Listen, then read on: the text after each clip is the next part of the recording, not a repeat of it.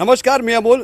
श्रेष्ठ नवरात्र आणि श्रेष्ठ महाराष्ट्राकडनं तुम्हा सगळ्यांना खूप खूप शुभेच्छा या श्रेष्ठ नवरात्र उत्सवाच्या.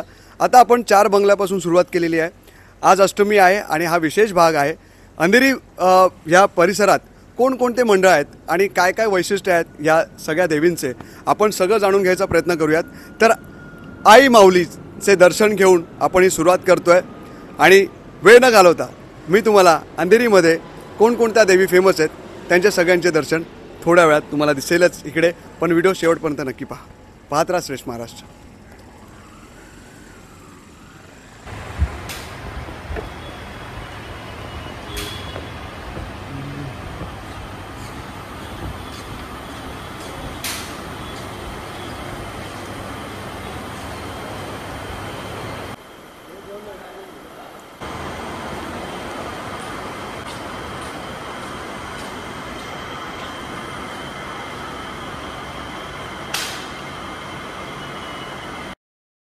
धार्मिक उत्सव समितीतर्फे आयोजित नॉर्मली नवरात्री उत्सव 2025 आहे.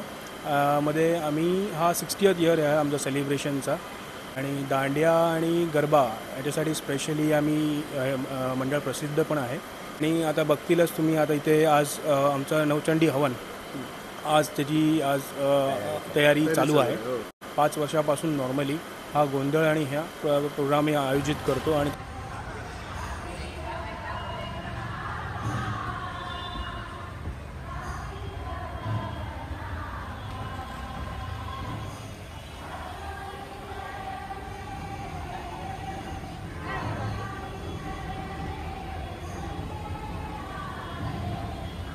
व अंधेरी मार्केटमध्ये आहे. अंधेरी मार्केटमध्ये पांडू पाटील मित्र मंडळ आणि हे सगळ्यात जुनं मंडळ म्हणून मानलं जातं. यंदाचं वर्ष जे 47वं वर्ष आहे. मॅम आपल्यासोबत आहेत. मॅम, काय वैशिष्ट्य आहे या मंडळाचं आणि हा मार्केटमध्ये आहे गजबजलेल्या ठिकाणी कमी जागेमध्ये एक भव्य मूर्ती आपण इथे स्थापना करता.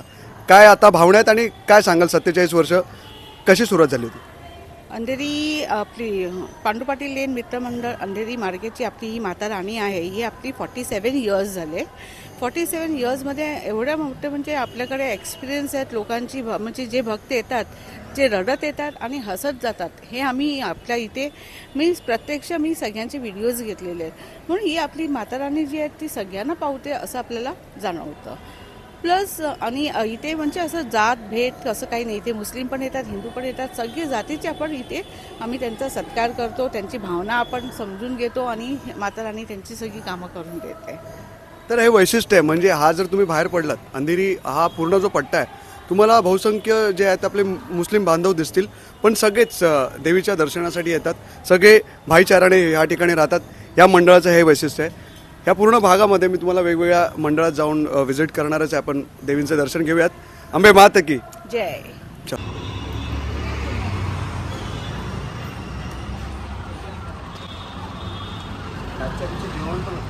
अच्छा,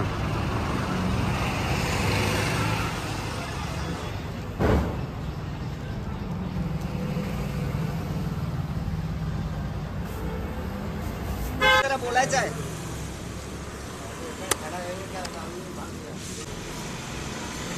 आपण आता जिकडे आहोत ह्या मंडळाला सुद्धा 49 वर्ष झाले. काय वैशिष्ट्य आहे सर, काय सांगाल? मंडळ खूप नावाजलेलं आहे, जुनं आहे. काय 49 वर्षाची सुरुवात आणि आजची सुरुवात काय फरक जाणवतो तुम्हाला?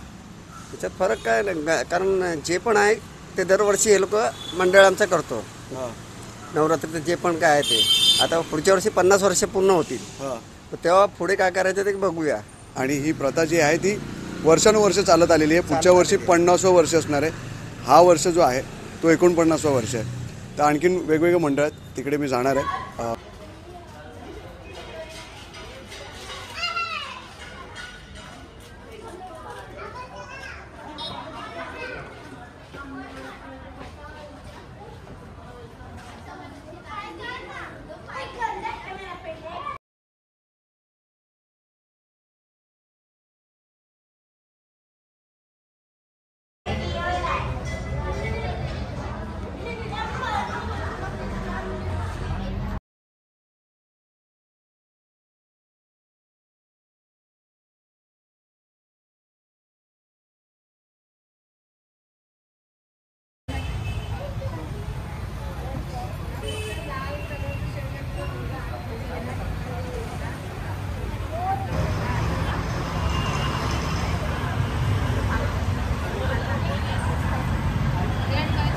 देवीचं वैशिष्ट्य म्हणजे इथे जे जेवण परब साहेब होते त्यांनी ही प्रथा चालू केली ते आणि आज त्याला 40-45 वर्ष झाले.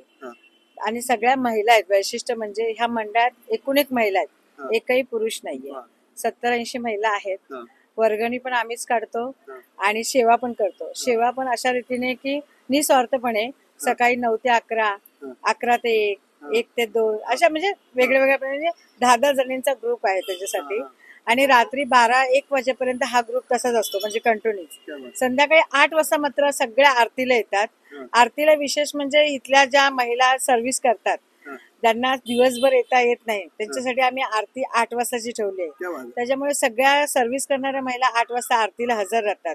आणि इथे विविध प्रोग्राम करतो. फॅन्सी ड्रेस आणि असे म्हणजे जे हॉस्पिटलमध्ये आपण आहेत ते सुद्धा इथे येऊन सांगतात की आम्ही इथे नवस केल्यामुळे आमचे पेशंट घरी चालत आले आहेत.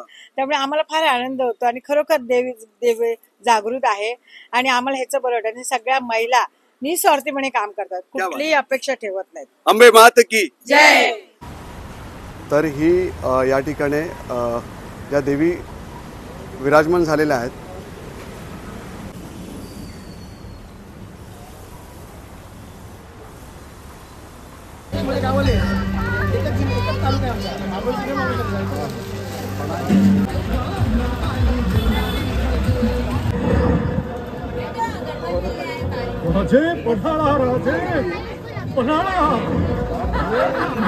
की श्रेष्ठ महिला आपल्यासोबत आहेत. आता मी जोगेश्वरीमध्ये आहे. राजुलताई तुम्हा सगळ्यांनाच माहिती आहे आणि या परिसरातलं अनेक कामे त्यांनी केलेली आहेत. पण हा जो मंडळ आहे जोगेश्वरी महिला एकता मंडळ, ह्या मंडळाचं काय वैशिष्ट्य आहे? या महिला मी ऐकलेलं आहे या परिसरात या महिला रोज रात्री जागरण करतात. दिवसा पुरुष पण असतात, पण महिलांचं जे योगदान आहे या मंडळासाठी ते अनोखं आहे. म्हणूनच आज मी इथे आलेलो आहोत. बघा मी तुम्हाला सांगितलेलं अंधेरी आणि जोगेश्वरी या परिसरातल्या 9 ज्या फेमस मंडळ आहेत त्यापैकी हे एक मंडळ आणि जिथे मी आहे. राजुलताई खूप खूप स्वागत आहे तुमचं श्रेष्ठ महाराष्ट्र या चॅनलमध्ये. मॅम मला एक तुम्हाला विचारायचं आहे, किती वर्ष झाले या मंडळाला? जसं एकता मंडळ आहे तर सगळ्यांना एकत्र आणणं किती वर्षापासून ही परंपरा ही जागृत आहे या ठिकाणी? खरं बघताना हे मंडळ आम्ही सन 1992ला बनवलं आहे आणि 1992पासनं या मंडळाची स्थापना करून आम्ही इथे कार्यक्रम घेतो आहे. 1992ला ज्यावेळेस इथे आपलं बाबरी मस्जिद तुटली होती आणि दंगल होत होत्या त्यावेळेस महिलांना बाहेर काढण्यासाठी महिलांसाठी आवाज उठवण्यासाठी आम्ही हा जोगेश्वरी महिला एकता मंडळ आमचे एक अण्णा खाडे होते. अण्णा खाडे म्हणजे अशोक खाडेंचे वडील. त्या अण्णा खाडेंनी आमच्या मंडळाची स्थापना केलेली आणि आम्ही लोकांनी या मंडळाचं स्थापना केल्यानंतर या मंडळात महिला एकत्रित येऊन कार्य करायला लागलो आणि त्या 92पासून आम्ही नवरात्रीची पण स्थापना केली. कारण जोगेश्वरी युवक एकता मंडळ होतं ज्याच्यात गणपती बसत होता म्हणून आम्ही जोगेश्वरी महिला एकता मंडळातनं नवरात्री बसून एकाच विभागात 2 वेगवेगळे कार्यक्रम घेत होतो आणि अशा प्रकारे आमचे कार्यक्रम होतात इथे.